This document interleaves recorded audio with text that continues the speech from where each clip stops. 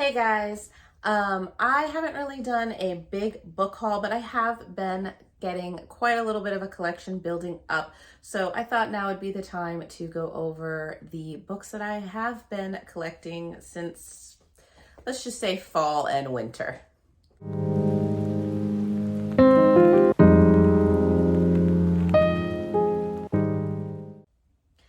Hey guys, if you're new here, welcome to the Book Path. I'm Nicole, and if this isn't your first rodeo, thanks for sticking around.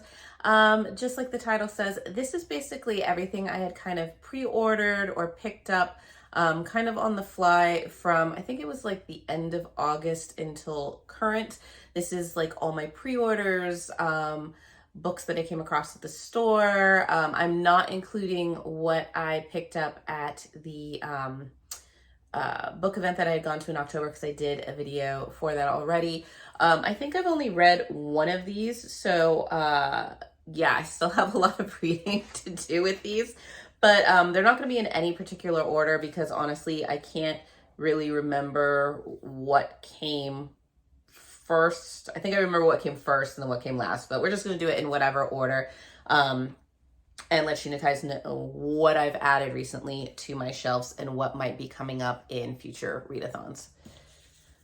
So first up, we have A Curse for True Love by Stephanie Garber. This is the last book in the Once Upon a Broken Heart trilogy. I have the other two up there, which is Once Upon a Broken Heart and The Ballad of Never After. I am enjoying this series, and I feel like it's really great to be finishing it in December because it's kind of taking place in this wintry, almost like, I don't know, it reminds me a little bit of like the Nutcracker as far as the world landscape that they're going through. But you basically have Evangeline and her story continuing with Jax, the Prince of Hearts, and kind of the deals they've been making throughout the first two, as well as maybe getting a little bit more backstory into there's like this myth of like the huntsman and his true love, and nobody knows really who the huntsman is. And so I think we're going to find out in this book what that is. Obviously, I don't want to give too much away because there is something that happens to Evangeline in the second book that has kind of set the tone for this one. That might be a little bit of a love triangle going on. But like I said, it's going to be interesting to see how she pulls everything together and we finish out the series. So I did go ahead and pick up that one. Next, of course, it should be no surprise that I picked up the next in the Blood and Ash series, which is A Soul of Ash and Blood. I have heard mixed reviews on this one. Supposedly this is supposed to be kind of the story thus far, but told from Cass's point of view. So it'll be interesting. It'll be like a little bit of a refresher. I've had friends that didn't care for it because they were like, it basically is rehashing everything from the first books. But I'm going to keep my mind open. I still have The War of Two Queens to read, I believe, before getting to this one. And then I should be up to date with the Blood and Ash series. But I'm looking forward to it because you guys know I love Cass, and the fact that they started bringing in the some of the characters from the Flesh and Fire series, which is kind of like the prequel series to this. So really excited to keep seeing where the story goes. And you know, if it's a refresher, so be it. You know, I'll still take it because it's nice to know. You guys know I love the multi-POV books and hearing the guy's perspective. So if this is just kind of the story that's told from Cass's point of view, then I'll take it because it's his perspective, and I'm kind of curious to know what he's been thinking all along. So we'll go with that.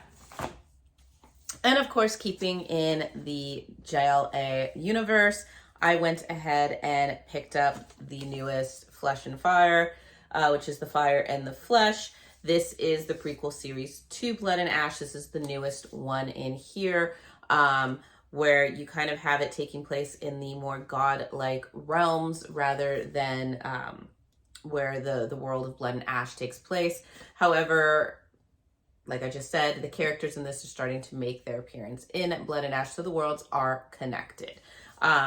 but I will be excited to get back to this one because yes, I am a fan of Dragon Daddy in here, and if you know, you know. So we'll go ahead and I will be adding this one to the list.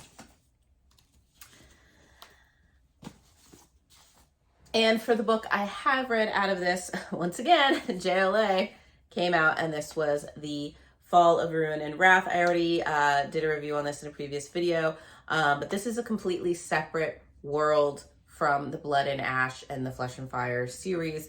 This is its own kind of thing where it's still like a vampire type series. There's vampire like creatures in it.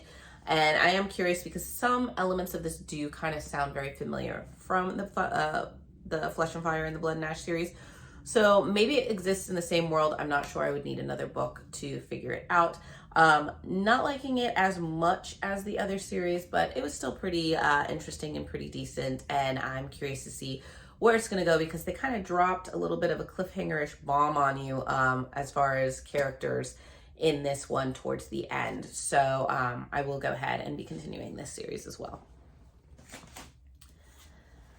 Next up, I picked up Twisted Secrets by Katie Robert. This is the sequel to the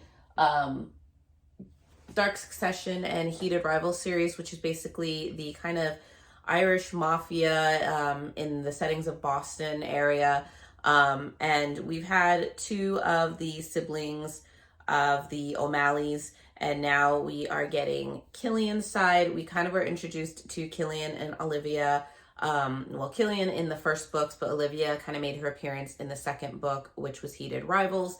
I really liked Dark Succession. Heated Rivals was a little underwhelming for me just because of what I felt it could be due to the fact that they were supposed to be rivals and the kind of animosity that went there. Felt a little bit lacking, but I am curious to see where this one's going to go because I am liking the characters and the world they've created, and you know, just trying to see if Peace is going to last. So I did go ahead and pick this one up. Next up, I got the paperback for God Killer by Hannah Kaner or Kinnear. I'm not sure how to pronounce that, so forgive me. But this one just sounded really interesting.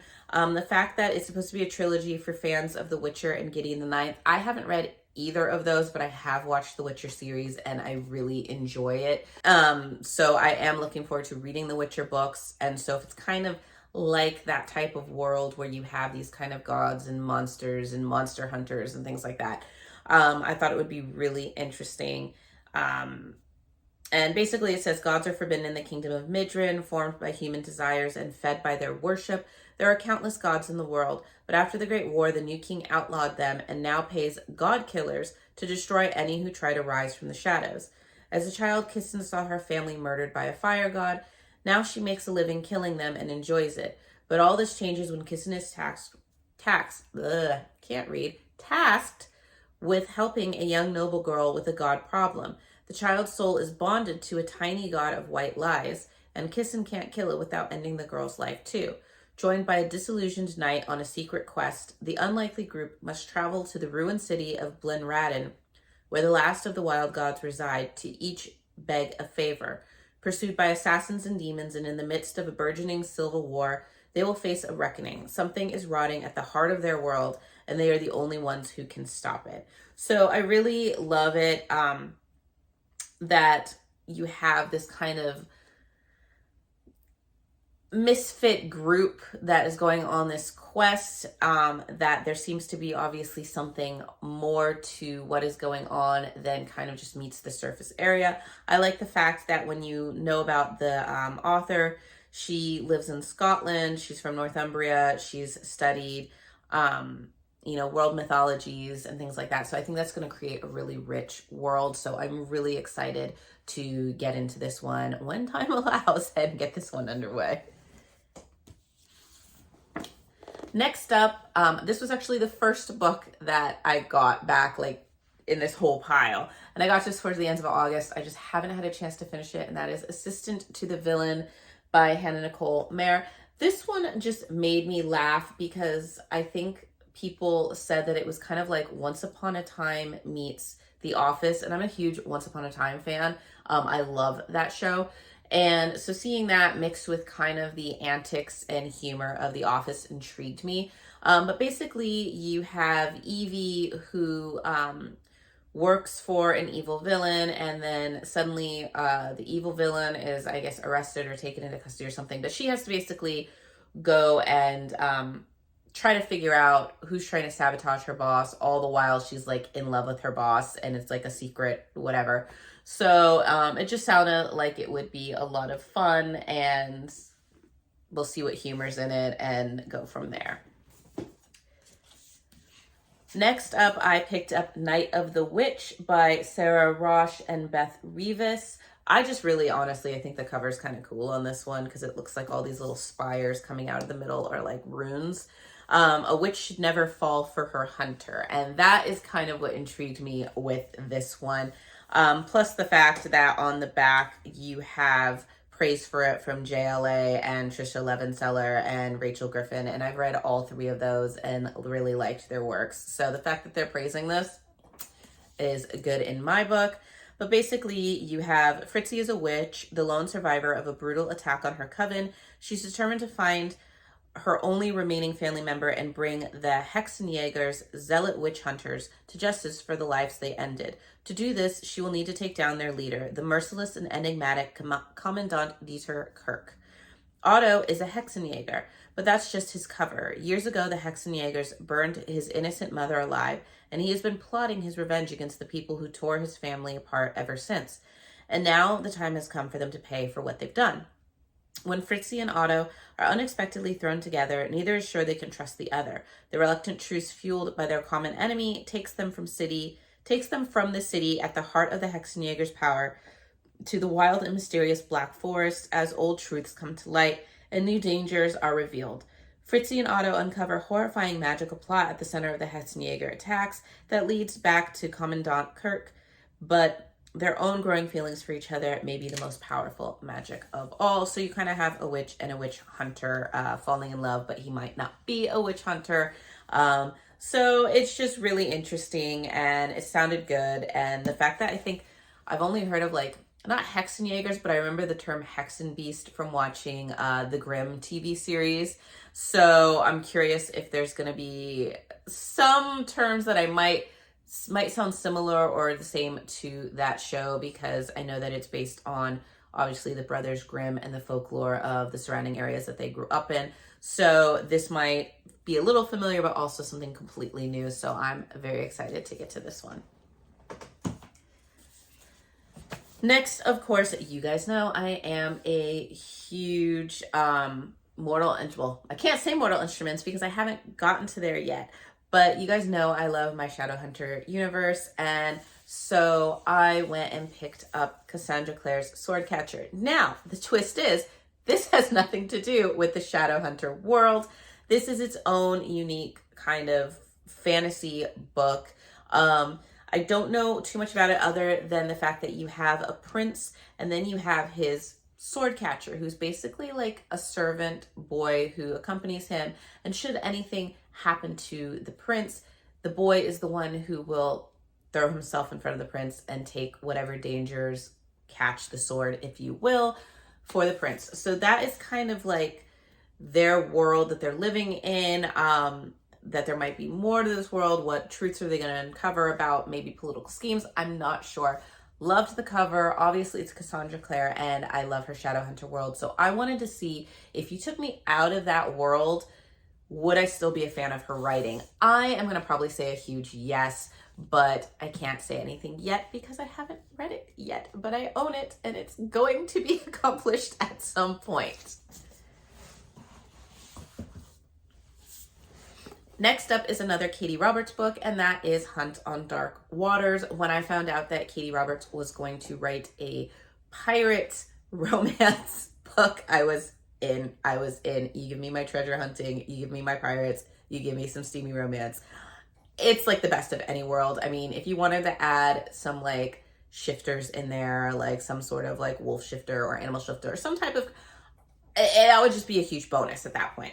But basically, you have Evelyn is a witch with a perfect storm of impulses, terrible taste in bed partners, sticky fingers, and a lust for danger after she steals from her vampire ex and falls through a portal to another realm. She's fished out of the water by a band of seafarers and their telekinetic captain. She immediately is given a choice: join their ship's crew or die. Bowen has no memory of his life before he became one with the, I'm going to butcher this, the Kin Anwin or the Sin Anwin. I am so sorry for butchering that.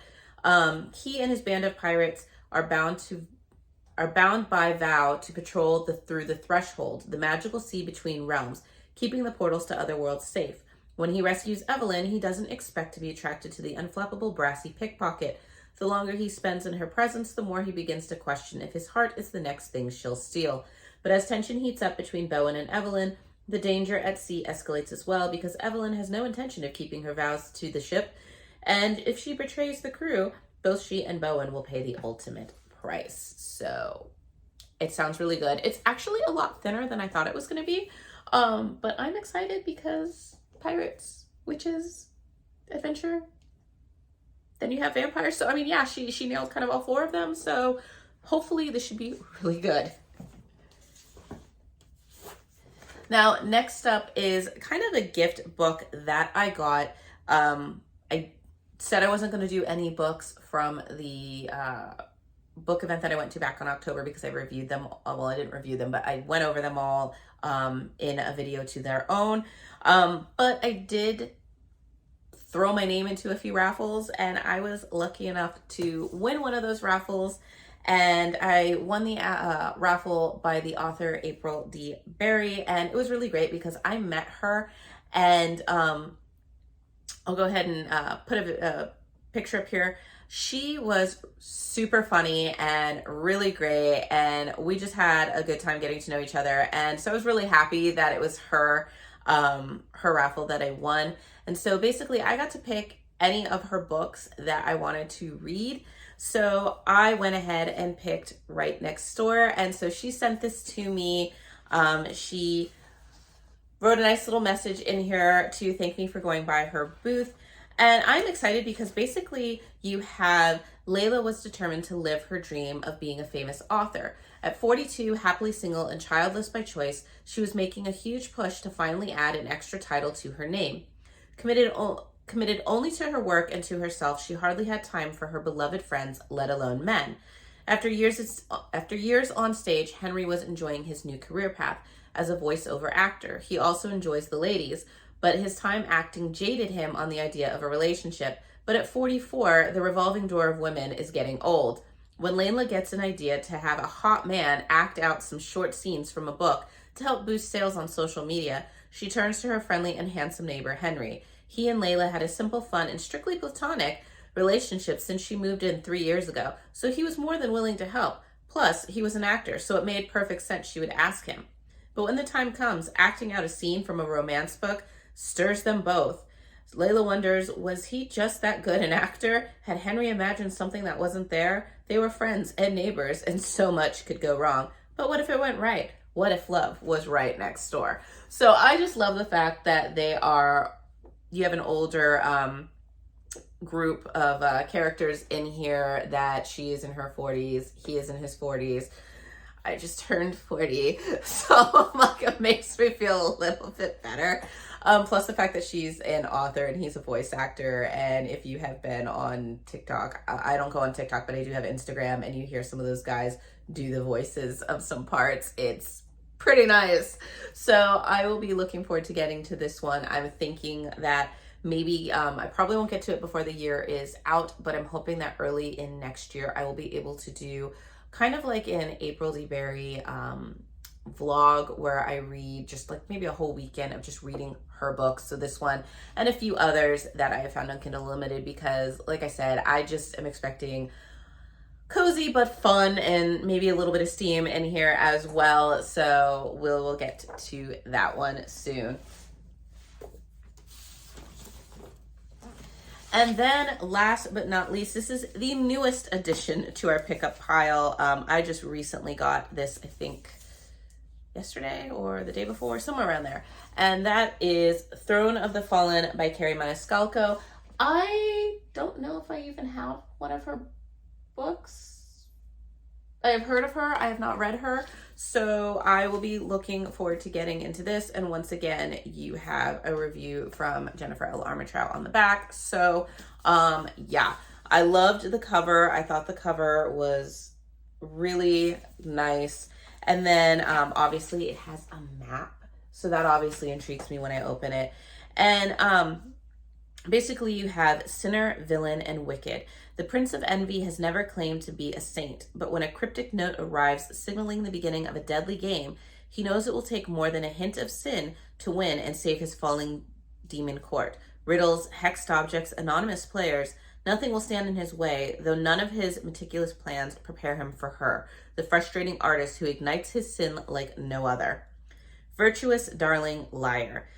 The trouble with scoundrels and blackguards is that they haven't a modicum of honor, and a fact Miss Camilla Antonius learns after a desperate mistake allows Waverly Green's most notorious rake to blackmail her. To avoid a ruinous scandal, Camilla is forced to enter a devil's bargain with Envy, little expecting his game will awaken her true nature. Together, Envy and Camilla must embark on a perilous journey through the underworld from glittering demon courts to sultry vampire realm and beyond, while trying to avoid the most dangerous trap of all, falling in love.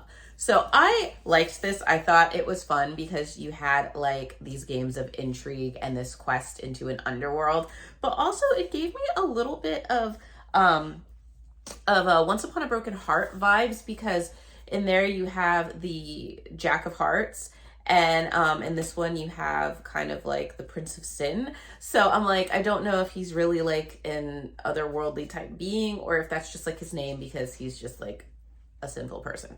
But it just sounded really good and really exciting, and I think it's going to be fun. I love that it says on the cover, deception is the most wicked game of all. So it's going to be interesting. And then I'm just looking at it. They have a little caption on the back and it says, I warned you, I'm no saint, Miss Antoninus.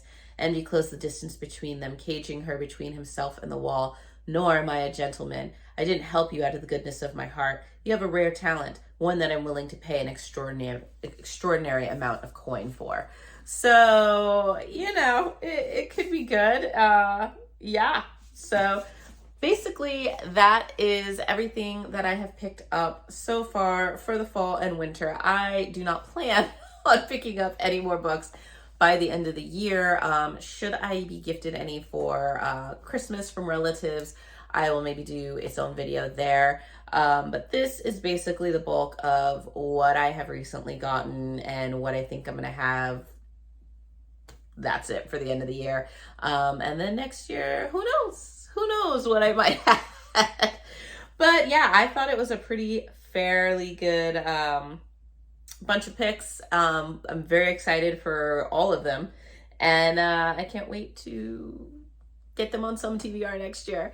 Let me know if you have read any of them and what your thoughts were on them. If there's any that you think I should try to prioritize first. Any that just spoke to you and sounded really good. And also let me know if there's any others you think I should be putting on my list. Like I said, I'm not looking to buy any for the rest of the year, but next year is a whole new thing and it's only a month away. So with that being said, I hope you guys are staying warm as the weather gets colder and that your holiday plans bring you peace and happiness, and may they be stress-free. I will see you guys in the next video. Bye.